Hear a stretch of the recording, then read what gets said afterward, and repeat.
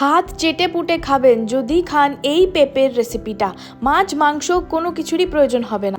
তো সবার প্রথমে ছোলার ডাল 2 ঘন্টা ভিজিয়ে রেখেছিলাম, এবার পেস্ট করে নিতে হবে।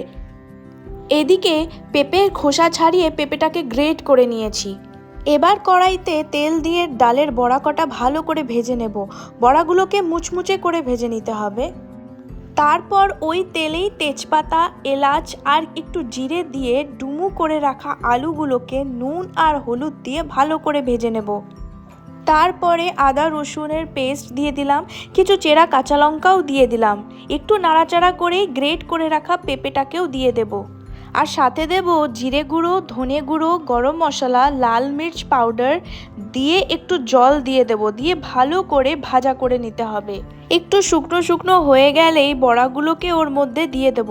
আর নামানোর আগে পারলে আরেকটু গরম মশলা আর ঘি দিয়ে দেবে। এভাবে বানিয়ে দেখবেন, ভাত রুটি দুটোর সাথেই ফাটাফাটি লাগবে এই রেসিপিটা।